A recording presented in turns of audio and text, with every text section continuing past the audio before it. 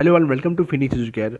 Welcome to this video series. So the video series is Mission 10th Maharashtra Board 2023. First of all, I am really sorry कि मैंने बहुत time से videos upload नहीं किया है, लेकिन अभी मैं रेगुलर वीडियोस अपलोड करूंगा। जो 10th महाराष्ट्र बोर्ड का जो एग्ज़ाम होने वाला है 2023 में, उसके रिलेटेड अभी रेगुलरली वीडियोस में अपलोड करूंगा। तो ये वीडियो सीरीज़ में आपका स्वागत है। सो फर्स्ट ऑफ ऑल हमारा आज का टॉपिक है how to study for 10th standard board exam. जो बोर्ड एग्ज़ाम हमारा मार्च में होने वाला है, अभी 3-4 महीने ही बचे हैं, तो 3-4 महीने में आप कैसे प्रिपरेशन कर सकते हो उसके बारे में बात करूंगा।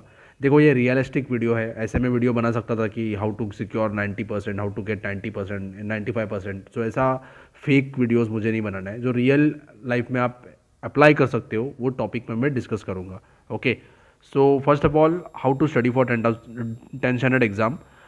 सबसे पहला टॉपिक है फॉलो आइदर स्कूल और कोचिंग टाइम टेबल। अभी टाइम टेबल क्या होता है कि चलो स्कूल में कुछ अलग टॉपिक्स पढ़ा रहे हैं, कोचिंग क्लासेस में अलग टॉपिक्स पढ़ा रहे हैं, तो आपको एनालाइज करना है कि आपको किसे फॉलो करना है, स्कूल के हिसाब से स्टडी करना है या कोचिंग क्लासेस के हिसाब से स्टडी करना है। अगर आप पहले से कोचिंग क्लासेस के हिसाब से स्टडी कर रहे हो, आपका कोचिंग क्लासेस के जो लेवल से उनका जो सिखाने का लेवल है उस लेवल को आप मैच कर पा रहे हो, तो आप कोचिंग क्लासेस को फॉलो करो। अगर आप स्कूल के जो पेस है उससे मैच कर रहे हो तो स्कूल को फॉलो करो। नहीं तो क्या होगा, आप कोचिंग क्लासेस के लिए अलग पढ़ोगे, स्कूल के लिए अलग पढ़ोगे, दोनों जगह अलग अलग टॉपिक्स पढ़ते रहेंगे, तो आपका एक भेल बन जाएगा, खिचड़ी हो जाएगा। तो आपको डिसाइड करना है कि आपको स्कूल का फॉलो करना है या कोचिंग क्लासेस का फॉलो करना है। लेकिन ये फॉलो करने से पहले पहले याद रखो कि कौन कोचिंग क्लासेस या स्कूल सबसे पहले कौन सिलेबस खत्म करेगा। बहुत सारे स्कूल्स में ऐसे होता है कि सिलेबस खत्म नहीं होता है, लास्ट में फरवरी तक वो सिलेबस कंप्लीट करते रहते हैं, लास्ट में फटाफट एक्स्ट्रा लेक्चर्स लेके दिखाने के लिए सिलेबस कंप्लीट करते हैं। तो आपको डिसाइड करना है कि आपको क्या फॉलो करना है, कोचिंग क्लासेस का टाइम टेबल फॉलो करना है या स्कूल का फॉलो करना है। टाइम टेबल मतलब क्या कि क्या क्या पढ़ा रहे हैं कोचिंग क्लासेस में, वो आप पढ़ रहे हो कि नहीं। ठीक है, then believe in yourself, don't worry, you will get good marks. बहुत सारे लोग क्या करते हैं, अपने आप को अंडर मोटिवेट करते हैं, अंडर एस्टिमेट करते हैं कि नहीं मुझसे नहीं होगा, मुझे कम मार्क्स मिलेंगे। ऐसे नहीं है। 10th बहुत ईजी है स्कोर करना। मैं बहुत सारे बच्चों को जानता हूँ जिनको बहुत अच्छे मार्क्स मिले हैं। 9th में कम मार्क्स थे लेकिन 10th में उनको बहुत अच्छे मार्क्स मिले हैं। उनके पेरेंट्स तक को उतना विश्वास नहीं था कि इतने मार्क्स मिलेंगे, लेकिन उन्होंने अच्छे मार्क्स स्कोर किया। तो बिलीव करो खुद के ऊपर बिलीव करो कि आप जो भी पढ़ रहे हो वो आप एग्ज़ाम में लिखोगे। ये बिलीव रखो। और जो लोग को लगता है कि वो पास नहीं होंगे, तो ऐसे मत सोचो। आप अपने मन में डिसाइड करो कि नहीं, मैं पास होने वाला हूँ, मैं जो भी पढ़ रहा हूँ वो एग्ज़ाम में आएगा। और उसकी उस इंटेंशन से, उस मोटिवेशन से पढ़ाई करो, तो ही आप पास होगे। आप ऐसे सोचोगे नहीं अभी मैं फेल हो जाऊँगा, तो आप कभी पास नहीं हो पाओगे। So believe in yourself, don't worry, you will get good marks. और सबको 10th में अच्छे मार्क्स मिलते हैं, टेंशन मत लो।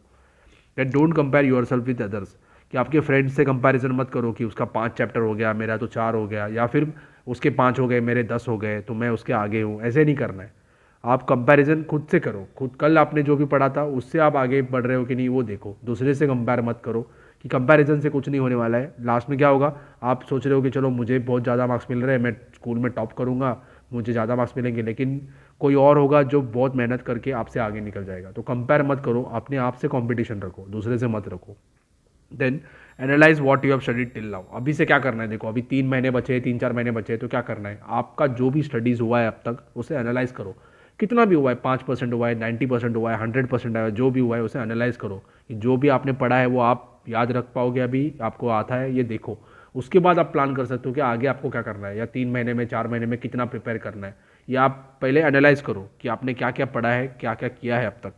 Then set a realistic goal. अभी गोल एकदम रियलिस्टिक रखना है कि आपको अभी कुछ पढ़ाई हुआ नहीं, आप बोल रहे हो नहीं मुझे 90 स्कोर करना है, 90% स्कोर करना है, तो ऐसे नहीं होता है। रियलिस्टिक गोल सेट करो कि भाई मेरा इतना इतना पढ़ाई हुआ है, मेरा इतना इतना लास्ट टाइम इतना इतना स्कोर हुआ था, तो मैं उससे ज़्यादा स्कोर करूँगा, ये मेरा गोल है।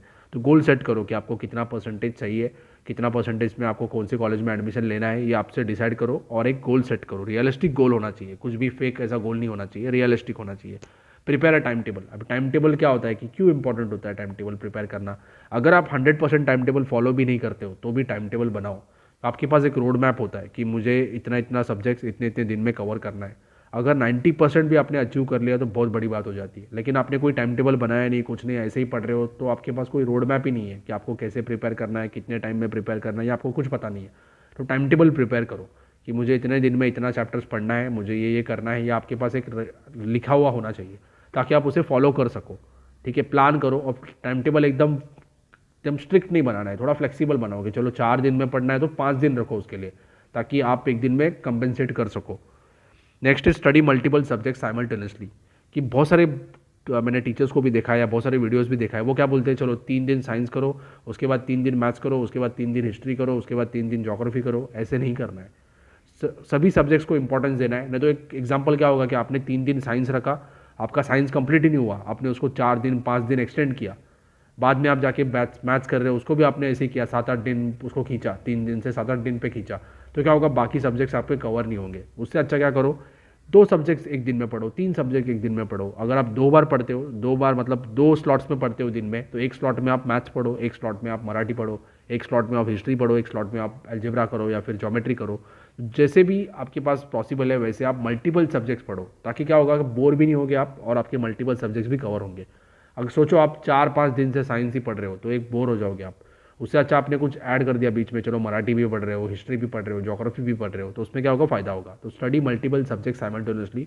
और जो भी आप टाइम टेबल बनाते हो उसके अंदर ऐसे ही प्लान करो कि मल्टीपल सब्जेक्ट्स आप पढ़ रहे हो। मल्टीपल मतलब सारे एक दिन में नहीं पढ़ना है, ज़्यादा से ज़्यादा 3 या कम से कम 2 आपको पढ़ना है एक दिन में।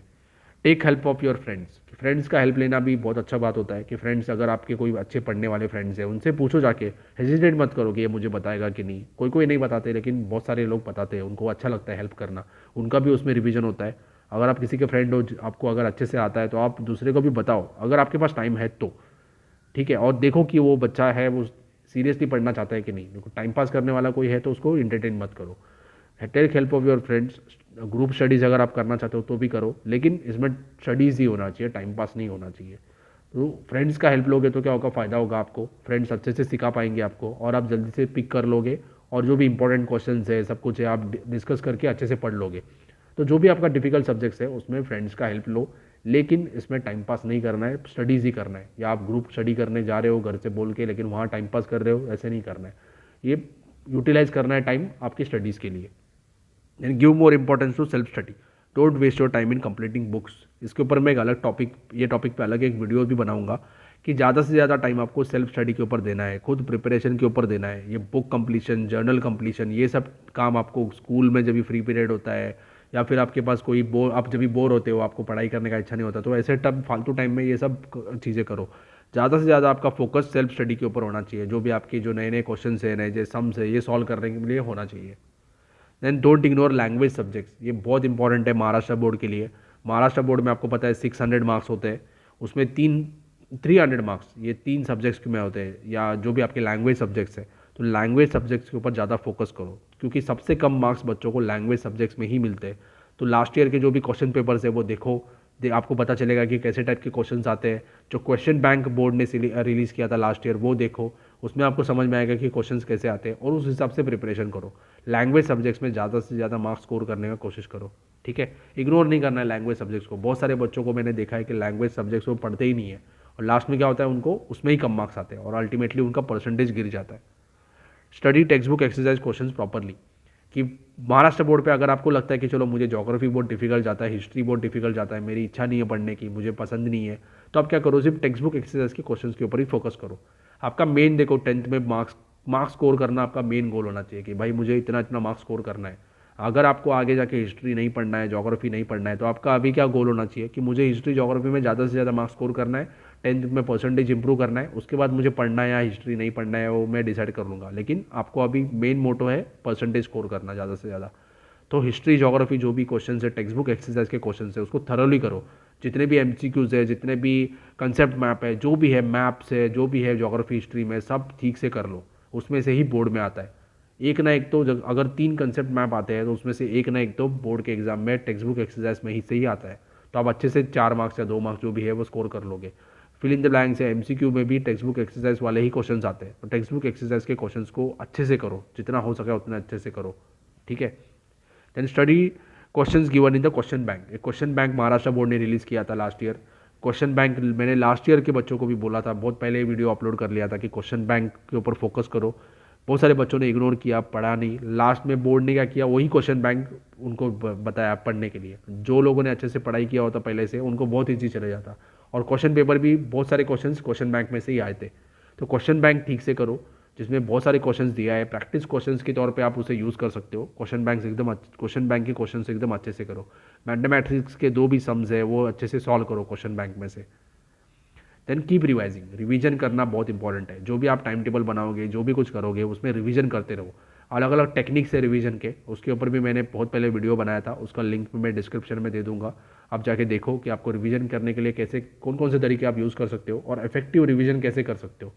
ठीक है, रिवीजन करना बहुत इंपॉर्टेंट है। डेली, वीकली या मंथली रिवीजन करते रहो, क्योंकि क्या होगा कि आप पढ़ोगे वो भूल जाओगे, और भूलोगे तो क्या करना है कि आपको रिवीजन करते रहना है, और कभी भी बाय हार्ट नहीं करना है, समझ के पढ़ना है।